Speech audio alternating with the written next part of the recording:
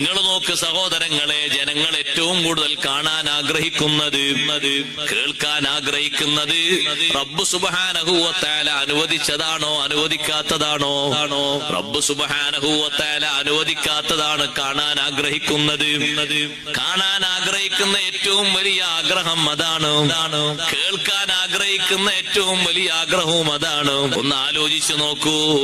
ചില സ്ഥലങ്ങളിലൊക്കെ നമുക്ക് കാണാം, ഒഴിവ് സമയങ്ങളിൽ അന്യ സ്ത്രീയും അന്യ പുരുഷനും അതേ ഒരുമിച്ച് നിന്ന് ഒരേ സ്റ്റേജിൽ വേദി പങ്കിട്ട് അർദ്ധനഗ്നയായ ഒരു പെൺകുട്ടി വന്ന് ആ പെൺകുട്ടി ഒരു മൈക്കും പിടിച്ച് പാട്ട് പാടുമ്പോ അവിടെ ജനസാന്നിധ്യം എത്ര അധികമാണ്, ജനസാന്നിധ്യം എത്ര കൂടുതലാണ്, ജനപങ്കാളിത്തം എത്ര അധികമാണ്. അതേ ഒരു ലൈറ്റസ്റ്റ് താരം റബ്ബ് സുബ്ഹാനഹു വ തആല വിലക്കിയ രീതിയിൽ ഒരു മുസ്ലിമാണ് എന്ന് നിങ്ങൾ കരുതിക്കോ. ഒരു മുസ്ലിമത്തായ പെണ്ണ് ശരീരത്തിന്റെ ഭാഗങ്ങളൊക്കെ പുറത്ത് കാട്ടിയിട്ട് ഏതെങ്കിലും ഒരു രൂപത്തിലൊരു പ്രദർശന വസ്തുവായി മുന്നോട്ട് വന്നാൽ അവിടെ കാണാൻ ടിക്കറ്റ് എടുക്കുന്നവരുടെ എണ്ണം എത്ര അധികമാണ്. ജനങ്ങളുടെ താല്പര്യം ഏതിലേക്കാണ്? അനാവശ്യങ്ങളിലേക്കാണ് ആളുകൾക്ക് താല്പര്യം വർദ്ധിക്കുന്നത്. അവിടെയാണ് റബ്ബ് സുബ്ഹാനഹു വ തആല പറയുന്നത്, അത് ഭൗതികന്മാരുടെ ലക്ഷണമാണ്.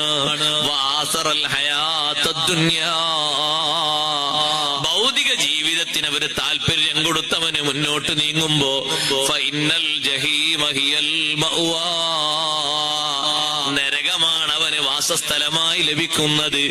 പകരം കിട്ടുന്നത് നരകലോകമാണ്. സ്വർഗലോകം അവന് പകരം ലഭിക്കില്ല.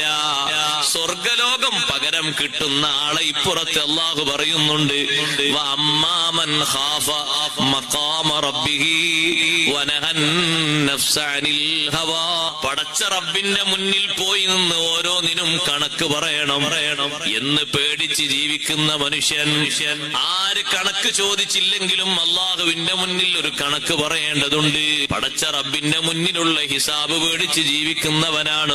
നിങ്ങൾ നോക്കൂ സഹോദരങ്ങളെ, മനുഷ്യന്മാരെ കൂട്ടത്തിൽപ്പെട്ട ഒരു സംഘമല്ലേ ED എന്ന പേരിൽ അറിയപ്പെടുന്നത്. നിങ്ങളെ വീട്ടിലേക്ക് EDയുടെ ഒരു നോട്ടീസ് വന്നാൽ എത്ര വെപ്രാളത്തിലും എത്ര പേടിയിലുമാണ് ആളുകൾ കഴിയുന്നത്. ED പിടിച്ചുകൊണ്ടുപോകുന്ന എത്ര തലവന്മാരെയാണ് ആദ്യമായി ഹോസ്പിറ്റലിൽ കൊണ്ടുപോകേണ്ടി വന്നത്. 2 മണിക്കൂർ നേരത്തെ ചോദ്യം ചെയ്യലിന് ഒരുങ്ങുന്നതിന്റെ മുമ്പ് തന്നെ തലകറങ്ങി വീണുപോയി. മലക്കുകളല്ല, ജിന്നുകളല്ല, സാധാ മനുഷ്യര് തന്നെ.